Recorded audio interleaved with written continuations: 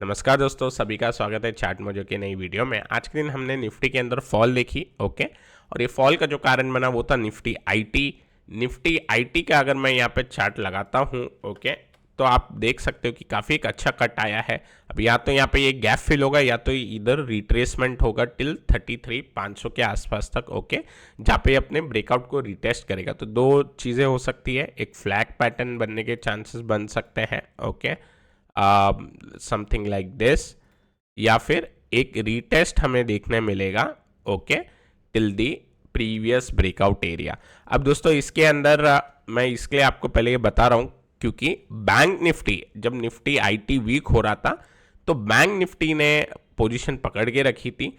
Bank Nifty ने एक hammer type candle बनाई, ओके, और बैंक निफ्टी काफ़ी रिलेटिवली स्ट्रॉन्ग क्लोज हुआ है। ओके, तो दोस्तों आने वाले सेशन में बैंक निफ्टी से थोड़ी हम उम्मीद रख सकते हैं, लेकिन क्योंकि पिछले वाले कई वीडियो में मैंने ये सेम चीज़ कही है कि कभी निफ्टी आईटी चलता है, कभी निफ्टी बैंक चलता है, ये रोटेशन में चलते हैं। जिस दिन दोनों साथ में चल जाते हैं तो उस दिन काफ़ी मार्केट अपना बढ़ जाता है क्योंकि दोनों सेक्टर का वेटेज अच्छा है। आज रिलायंस ने अटेम्प्ट किया था, ओके, रिलायंस की अगर हम बात करें तो रिलायंस के अंदर एक ब्रेकआउट का अटेम्प्ट था लेकिन वो फेल हो गया। ओके, सो आज मेरे को लग रहा था कि ये जो ऑल टाइम हाई का ये जो ब्रेकआउट लेवल है 2630 जस्ट ऊपर टच करके ये नीचे आ गया वापस। सो ये भी एक वीकनेस में इसने भी एक एड ऑन किया। अदरवाइज अगर रिलायंस ऊपर रहता और बैंक निफ्टी भी एक पॉजिटिव था तो मार्केट साइड डोजी कैंडल बना के ही बंद हो जाता। ओके, अब मार्केट पे आते हैं निफ्टी के ऊपर। कल हम एक बार डिस्कस कर रहे थे कि आने वाले सेशन में शायद थोड़ा बहुत हमें वीकनेस देखने को मिल सकती है और हमारा व्यू जो हो जाएगा वो न्यूट्रल होगा। क्यों? क्योंकि वीकनेस इतनी ज़्यादा नहीं लग रही as such on the chart. और कल डाउ ने भी फॉल नहीं दिया, फॉल आने के बाद जो भी सेलिंग दिख रही थी उसको एब्जॉर्ब कर लिया। उसके बारे में भी हम बात करेंगे। तो सबसे पहले अगर मैं निफ्टी की बात करूं, ओके, तो निफ्टी के ऊपर जो एक लेवल अभी भी ओपन रहेगा वो 21,450 रहेगा क्योंकि यहाँ पे एक गैप है। ओके, बस इससे ज़्यादा एज सच फिलहाल दिखाई नहीं देता। ओके, मेजर जो मंदी आएगी वो 21,000 के क्लोजिंग के नीचे आएगी। हो सकता है कल निफ्टी की एक्सपायरी हो तो 21,450 का जो गैप है ये गैप फिल करने के बाद, ओके, अगर वीकनेस बनी रहे तो थोड़ा बहुत और हम स्लाइड हो सकते हैं 21,350 के आसपास तक, मैक्स टू मैक्स। ओके, अगर हम डाउ की बात करें अभी तो डाउ काफ़ी स्ट्रॉन्ग लग रहा है। ओके, और डाउ का चार्ट बताने से पहले एक बार मैं आपको अपसाइड का लेवल बता देता हूँ। ये तो हो गया अपना डाउन साइड का लेवल। अब अपसाइड में आज का हाई जैसे ही निकलेगा मेरे हिसाब से तुरंत एक बार के लिए मार्केट फिर से अपसाइड की मूव दिखा देगा इन द सेम सेशन। 21,700 पे आप इंपॉर्टेंट लेवल मार्क कर लीजिए। अब की बार अगर 21,700 निकला निफ्टी के ऊपर तो मेरे हिसाब से सेम इंट्राडे सेशन में ही 21,800 तक हम सीधा पहुंच जाएंगे। ओके, अभी डाउ जैसे मैं आपको बता रहा था क्योंकि डाउ ने कल की जो सेलिंग थी उसको एब्जॉर्ब किया। ओके, ये कल की कैंडल थी, कल भी डाउ ने एक डोजी कैंडल बना दी। तो अगर आज फिर से डाउ साइडवेज टिक जाता है, ओके, या अटेम्प्ट करता है ब्रेकआउट देने का तो निफ्टी के ऊपर एडेड प्रेशर आ जाएगा और मेरे हिसाब से फिर निफ्टी एक दो दिन आगे पीछे कुछ करके फिर से डाउ को ही फॉलो करेगा। ठीक है, सो इस पे हम फोकस रखेंगे।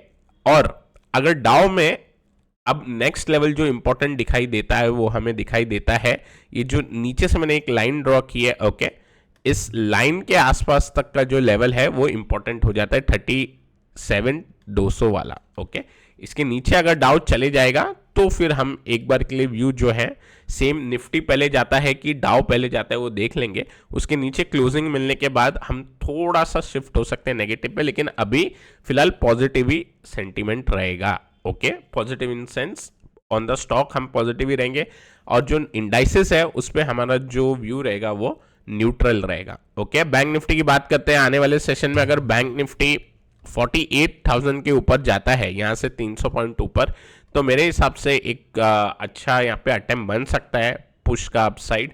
और मैंने एक पीएसयू बैंकिंग काउंटर भी निकाला है जिसके बारे में हमने पहले भी बात की है। तो 48,000 के ऊपर जाते ही 48,500 तक का एक व्यू बना लेंगे। ऑन दी लोअर साइड 47,000 के नीचे अगर जाएगा तो ही एक डाउन साइड का व्यू बनेगा, अदरवाइज इसको हम लीव कर देंगे। ओके, मिड कैप निफ्टी की बात करें तो काफी अच्छा चल रहा है। आज भी मिड कैप निफ्टी एक स्ट्रॉन्ग परफॉर्म किया, ओके, और इसने अपने प्रीवियस दिन के जो 2 दिन हाई लग रहे थे वहां पे लगभग जाके आज भी टेस्ट किया, लेकिन डोजी कैंडल बना के क्लोज किया। सो ओवरऑल यहाँ पे अगर एक ब्रेकआउट मिल जाता है तो एक अच्छी मूव हमें देखने मिल जाएगी काउंटर के अंदर। ये जो लार्ज कैप वाले काउंटर है, एचडीएफसी बैंक आज गिर रहा था, ओके, रिलायंस गिर रहा था, इन लार्ज काउंटर के कारण मार्केट नीचे आ जाता है। अब ब्रॉड बेस अगर देखें तो मार्केट अभी भी स्ट्रांग ही दिखाई दे रहा है, इसलिए मैं कह रहा हूं व्यू जो रहेगा अब बायस वो न्यूट्रल का रहेगा, तुरंत डाउनसाइड का व्यू नहीं बनाना चाहिए। अगर मैं डॉलर इंडेक्स की बात करूं तो ये फिर से एक न्यू हाई बना रहा है, ओके, ये हम देखें तो अपने पेनेंट पैटर्न के जो ये फॉर्मेशन थी नियर अबाउट उसके ऊपर पहुंच गया है अब, और आने वाले सेशन में 102.7 से 103 का लेवल काफी इंपॉर्टेंट होगा। 103 के ऊपर निकला तो मेरे हिसाब से शायद डाउ में फिर वीकनेस दिखनी स्टार्ट हो जाएगी। ये बढ़ने के कारण आज थोड़े मेटल काउंटर वीक थे, डॉलर इंडेक्स के अंदर अच्छी अपसाइड स्विंग आई है, और एक बार के लिए अगर इधर हॉल्ट हो जाएगा और रिट्रेस करेगा तो फिर से हम मेटल काउंटर के अंदर पैटर्न पकड़ेंगे। हमने काफी पहले उनमें पैटर्न पकड़ लिया था। मैं ब्रेंट की बात करता हूं तो ब्रेंट भी वीक हो रहा है, बट अब ये वापस अपने सपोर्ट एरिया में पहुंच रहा है, ओके, 72 टू 73 इसका एक स्ट्रॉन्ग सपोर्ट एरिया बन के आएगा। अब दोस्तों बॉन्ड यील्ड भी एक अपने इंपॉर्टेंट लेवल पे पहुंच गया है। जिस तरीके से हमने डॉलर इंडेक्स पे लाइन ड्रॉ की थी, ये एक फॉलिंग रेजिस्टेंस लाइन है, ओके, कल के सेशन में ये यहाँ पे टच किया था। आने वाले सेशन में अगर इस लाइन के ऊपर निकलेगा तो फिर वीकनेस बढ़ने के चांस होंगे। अभी हम इसलिए मार्केट पे न्यूट्रल व्यू बना के चल रहे हैं क्योंकि ये लोअर लो लोअर हाई फॉर्मेशन क्या पता फिर कंटिन्यू हो जाए, ठीक है, तो जल्दी शॉर्ट करने का कोई फायदा नहीं होगा, ओके। ब्रॉडर मार्केट वैसे भी थोड़े स्ट्रांग है।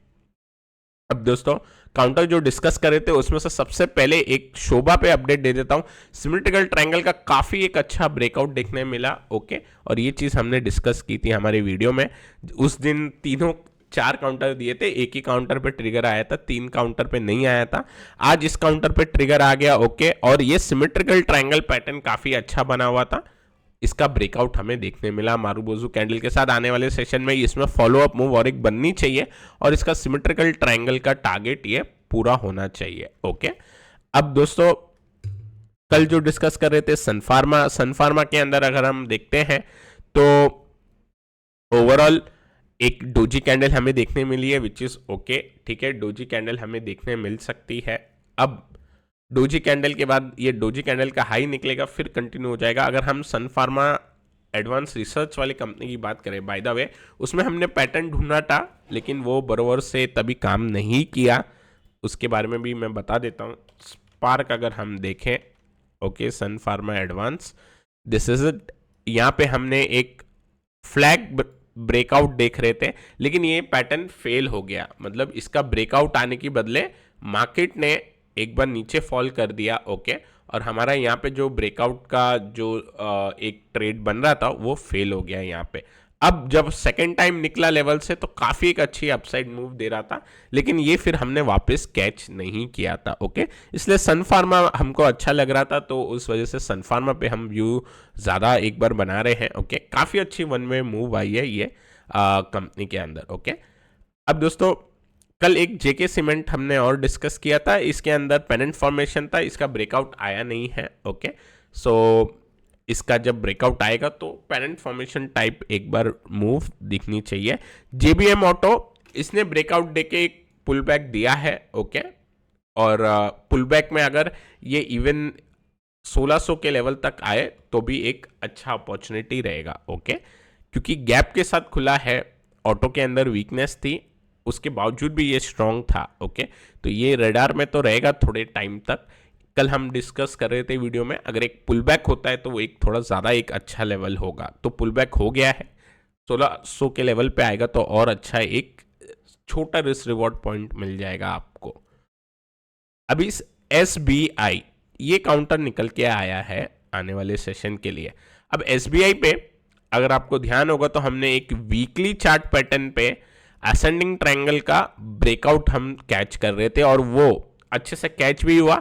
622 के ऊपर जाते ही ये काउंटर 660 ऑलमोस्ट 40 पॉइंट तक ऊपर चले गया, लेकिन उसके बाद ये एक थोड़ा साइडवेज में फंस गया। अगर मैं डेली चार्ट लगाऊं तो यहाँ पे एक सिमेट्रिकल ट्रायंगल में फंस गया। तो ओवरऑल अब जो नया आपको प्राइस एक्शन पैटर्न दिखेगा, मैं ये चीज रिमूव कर देता हूं, यहाँ पे आपको एक पेनेंट पैटर्न बनते हुए अब दिखाई देगा। ओके, इस पेनेंट पैटर्न का ब्रेकआउट आपको 650 के ऊपर देखने मिलेगा। तो मेरे हिसाब से अगर 650 का लेवल ब्रीच हो जाए तो डेफिनेटली यहाँ पे एक वापस से एसबीआई के अंदर अपसाइड की मूव बननी चाहिए।